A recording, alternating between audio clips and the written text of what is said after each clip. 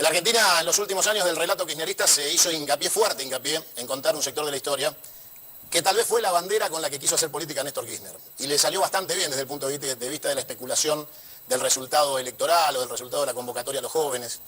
Creó la mística necesaria para que le sirviera de bastón en el camino al armado político. Después le sirvió para los bolsos de Lázaro Báez, para los choreos de Cristóbal López, para todo lo que usted ya conoce. Pero buena bandera hacerse del dolor de familias que participaron de la trágica confrontación en la Argentina de uno de los bandos. Pero resulta ser que los chicos no conocen la historia de las otras víctimas. Le vamos a dedicar este programa a las otras víctimas olvidadas de la Argentina. Primero me meto con el Tata Joffre y después con los familiares y víctimas del terrorismo subversivo en la Argentina. ¿Cómo le va, Joffre? ¿Bien? ¿Qué tal? Bienvenido, un placer, gracias por venir. No, gracias a vos. ¿Me equivoqué en la introducción o No. hay una historia que se contó a medias hasta acá? No, cuando vos hablás de víctima de un lado y víctima del otro, vos estás hablando de una guerra Sí, claro. civil, interna, ¿no? No hay duda. ¿Hay duda? ¿Hay duda? Se pregunta el Santiago Cuño antiguo, ¿no? El que realmente contaba la historia como era y no se dejaba guiar por sus intereses oscuros, por escalar dentro de la política. Hoy en día, en la actualidad, obviamente que está más del lado de Montoneros y Erp que del lado de la verdadera historia de la política. Queda claro, ¿no? Como diciendo, hubo una guerra civil. El Tata Joffre se lo dice, hay una guerra civil que se produjo durante los 70, a fines de los 60 y a principios de los 70 y durante toda la década del 70 una guerra. Y Cuño lo admite, lo acepta, incluso ese programa para contar la otra realidad, la otra cara de la moneda. Bueno, no te lo admiten algunos. A mí sí, lo estoy diciendo por televisión. Cuando hablas de víctimas, del otro lado, es decir, no de la izquierda, yo me remontaría al 64, que es a un suboficial de la Gendarmería, que era Romero, que va a morir en los enfrentamientos cuando la primera invasión con cubanos a la Argentina a través de Orán Salta. Y a partir de ahí van a suceder una catarata. ¿Bajaban de Bolivia? Bajaban de Bolivia, sí. Y quien era el jefe logístico de eso va a llegar a ser ministro del Interior de Cuba unos años después, hasta hace muy poco tiempo. Bueno, acá una militante montonera llegó a ser ministra de Defensa. Sí, claro. Está bien. Yo diría que era la JP, yo no diría que ni Lagarré era militante ni combatiente, era JP.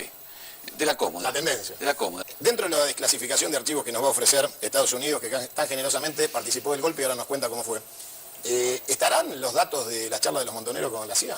Bueno, primero, Santiago, yo debo decirte que yo no coincido con vos. Yo creo que Estados Unidos no tuvo participación en el golpe militar. ¿No pasó Videla por la embajada? No hay ningún tipo de constancia de eso. Es más, Robert Hill se va de la Argentina el 17 de marzo del 76 para no ser partícipe de eso. Golpe. Y además están los cables, lo dice ahí. ¿Qué pasó ahí? ¿Qué pasó ahí? Cuño no dice nada de que ahora en la actualidad sobrecarga a los genocidas y resulta que no tuvieron ningún tipo de conexión, o sea, deja pasar esa información que el Tata Joffre se lo dice. Llamativo como un personaje como Santiago Cuño deja pasar esa información. ¿No pasó Videla por la embajada? No hay ningún tipo de constancia de eso. Es más, Robert Hill se va de la Argentina el 17 de marzo del 76 para no ser partícipe de eso. Golpe. Y además están los cables, lo dice ahí. A pesar, para un hombre de un ascendiente popular como vos, Robert Hill debería ser un tipo simpático, porque era muy amigo de Juan Domingo Perón, sí, claro. en España. Y fue un tipo muy valiente allá por el año 59-60, cuando se planteó una discusión dentro del Departamento de Estado de si el castrismo era comunista o no.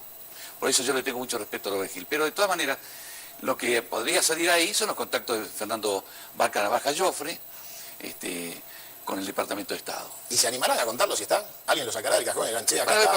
papeles del FBI y tampoco se van a animar a si hubo o no un contacto previo al 2 de abril del 82. Tampoco van a contar nada. Y no- Un parate ahí. Lo que quiero decir es que dos consideraciones. Fernando Vaca Narvaja tuvo y cumplió funciones públicas en el gobierno del gobernador de la provincia de Río Negro, Alberto Huereltignec, en el año 2014. En segundo lugar, muchos sabrán en el canal de YouTube que tengo que nosotros hemos expuesto del Orígenes la verdadera historia del pueblo araucano, de los reches, de los mal llamados mapuches, y que cuando nos tocó hablar sobre la organización terrorista y de lo que estaba pasando en la cordillera de los Andes, durante el gobierno de Alberto Fernández, el año 2020, al 2022, que creo que fueron los atentados incluso, estuvo asesorado por Fernando Vaca Narvaja, o sea, por un ex montonero, e incluso por Roberto Perdía. No pueden contar. No, o sea, vos decís que en realidad nos van a dar hojas tachadas, cortadas, Bueno, pegadas. hoy una madre de Plaza de Mayo dice eso. De todas maneras, siempre repito lo mismo. El drama argentino no está en los papeles que van a venir ahora del Departamento de Estado, ni tampoco en gran medida en Roma. El drama argentino está en los archivos del Departamento de América del Partido Comunista Cubano. Ahí están. Que dirigía Barbarroja Piñero, sí. O sea que en realidad tendríamos que pedirle a Raúl Castro, entonces que... Pero no lo va a hacer. ¿Eh? No lo va a hacer. ¿No quiere? Porque están un poco complicados. Y después él está en una computadora que Montonero compró allá por el año 79 y que manejaba Silvia Tolchinsky. Ahí está el archivo Montonero en serio. Lo demás... ¿Y dónde está?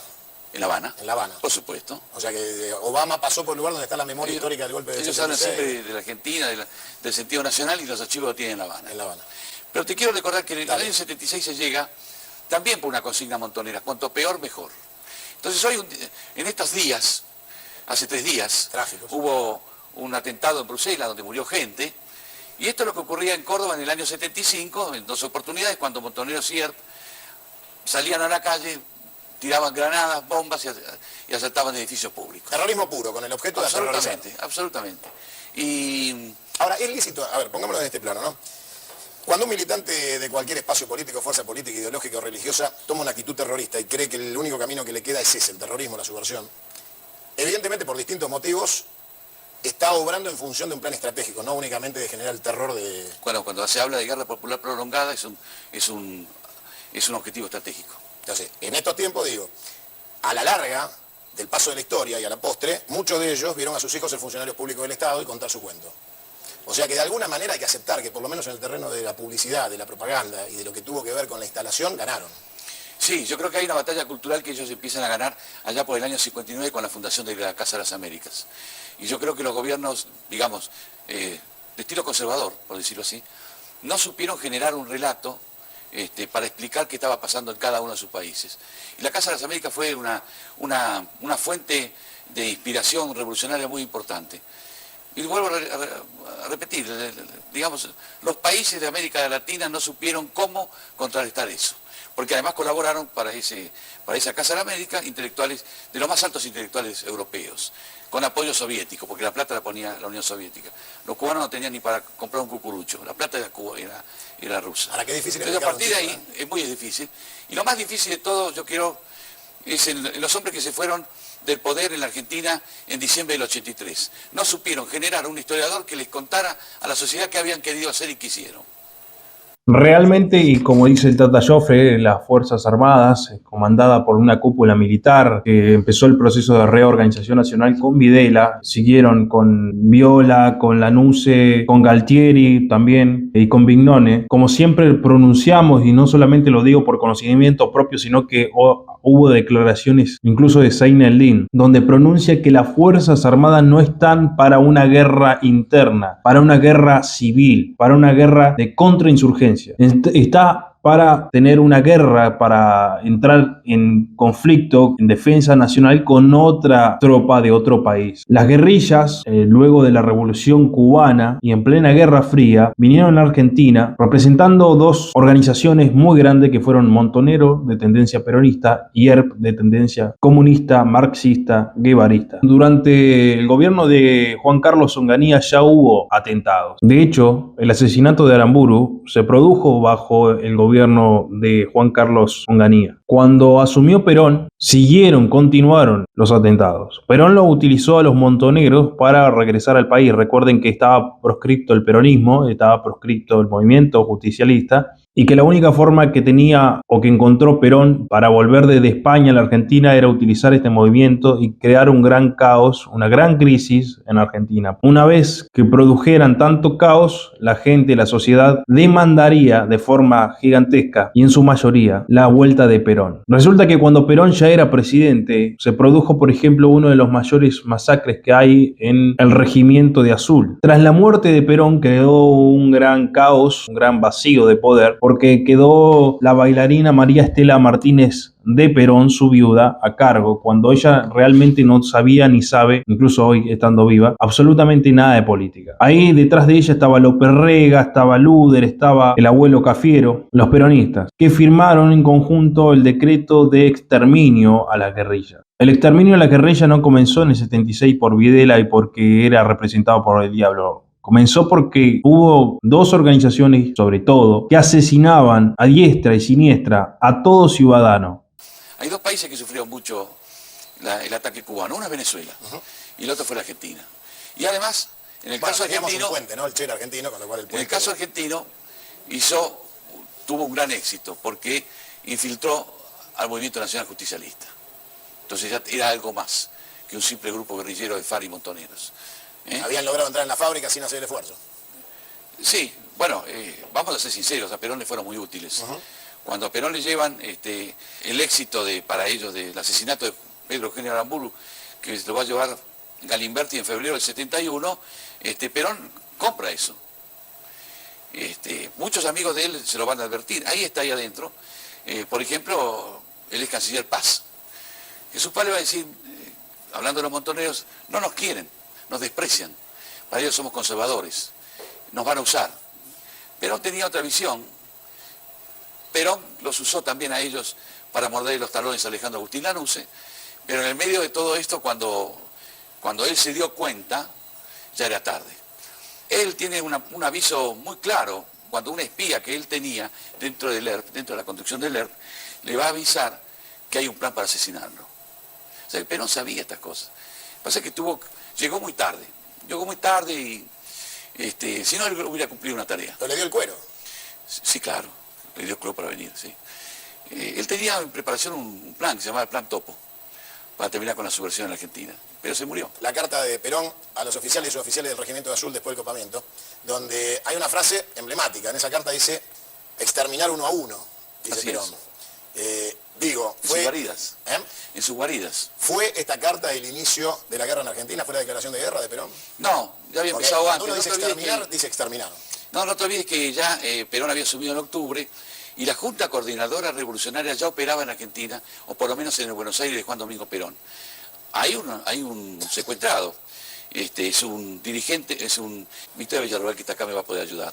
Es un gerente de la ESO, Edelson Samuelson, gracias Victoria, por el que cobraron 12 millones de dólares. Y ahí las organizaciones armadas, chilena, boliviana, uruguaya y argentina, se repartieron el dinero. Pero eso lo estaban haciendo con Juan Domingo Perón. Y al margen de Samuelson iba a venir otro. Es decir, cuando, te estoy hablando de diciembre, y cuando en enero atacan, alguien le sugiere, desde el comando de jefe del ejército, que sería bueno que se pusiera un uniforme. Se pone el uniforme y pronuncia ese discurso. Perón decía que había que exterminar a los psicópatas, refiriéndose a ERP, y a los Mongo Aurelio, refiriéndose a montoneros. No, yo creo que quisiera introducir un tema que sobrevuela acá, de por qué el sector que triunfó militarmente fue derrotado políticamente. No tenés que olvidarte, hermano, que hubo una guerra con el exterior y la Argentina la perdió. Claro, la democracia argentina es hija de la derrota. Entonces, en esas condiciones, cuando lo peor del ejército conducido por Nicolaides y con el señor Viñones en la presidencia de la Nación tiene que retroceder, no negocia nada, lo que intenta hacer es descalificado, y todo el sector político que hasta antes de abril del 82 había convivido, ya se olvida de eso, no quiere negociar. Ya no estaba Balbín. No estaba Balbín, había muerto en el 81, y ya no quería negociar. Entonces, llegamos al 76. Y hubo un momento en la Argentina en donde se pensó que había que encontrar una salida a este proceso militar. Y fue el 78. Y entonces, no. Lo pensó Videla, pero se impuso Martínez de Oz. Entonces el grupo que estaba en presidencia con él se retiró, y llegó un sector del proceso militar que estaba con otro pensamiento, para ser piadoso. Y llegó, y Videla siguió hasta el año 80, después vino Viola. Viola no tenía bien claro lo que quería Viola. Hay un golpe a Galtieri, y Galtieri quería quedarse por lo menos hasta el 89. Eso está en los papeles, eso no es testimonio, papeles. Una década. Entonces acá lo que hay es una democracia que es hija de una derrota, lastimosamente, y entonces ahí empezaron a bofetear a las Fuerzas Armadas de afuera y de adentro. Y entonces surgió hay toda una historia, y no está contada la otra historia. No está contada la historia de aquellos que sostenían que si hubieran triunfado, hubieran fusilado 1 millón de personas. Sí, claro, Eso se lo dice Roberto Santucho a Asdrúbal, su hermano. Roberto Santucho, para que los chicos sepan, era el jefe del PRT-ERP. o aquel que decía cuanto peor mejor y que hoy está muy cómodamente viviendo en Barcelona. Aclarémosle a los chicos que los juicios revolucionarios no tienen sistema de apelación, no hay cámara, no hay corte, ¿no? O sea, expliquemos a los chicos que los juicios revolucionarios eran ejecutar. Absolutamente. No había, no, te traigo mi abogado, no había... No solamente eso, sino que además los presos que de ellos sufrían la tortura. Sino que lo diga Argentino Larrabure, que lo diga Ibarzábal y tantos otros que cayeron en las cárceles del pueblo, los hermanos Bon. Y así continuaron después del 76. Y eso es totalmente mentira. Lo que algunos sostienen es un argumento que se cae por sí mismo, de que las guerrillas estaban aniquiladas para el año 76. No pasó eso, absolutamente, sino que incluso Perón, estando de presidente, continuaban los atentados y cada vez se agravaban más. De Montoneros asesinaron a Ruche, su secretario general peronista de la CGT. María Estela Perón no tenía mando, había vacío de poder, la prensa especulaba, la sociedad estaba inquieta, estaban atemorizados y se produjo el golpe del 76. O sea que lo que hizo el proceso de reorganización nacional, o una de las pocas cosas que hizo, porque a nivel económico fue totalmente perjudicial, es reducir a estos guerrilleros. Pero te vuelvo a repetir, Santiago, acá lo que hay es una clase dirigente que le falló a la sociedad. Porque el señor Luder debió haber aceptado la responsabilidad que le pedía un sector del Partido Peronista, el radicalismo y las Fuerzas Armadas, y no lo aceptó. Y era el presidente, el segundo en la línea sucesoria, y no se hizo cargo. Y un país que vivía en estado de desintegración. Nadie nos cree, dijo el último ministro de Economía de Isabel, que era una bellísima persona, pero no tenía poder, estaba en el aire. En el mes de enero del 76, te lo está diciendo alguien que estuvo en un momento cerca de Alfonsín, en enero del 76 les pidió a los hermanos Sanján, Ibérico y Alfredo Sanján, uno era general retirado y el otro era coronel en actividad, que están esperando para sacar a esta mujer de la Casa de Gobierno.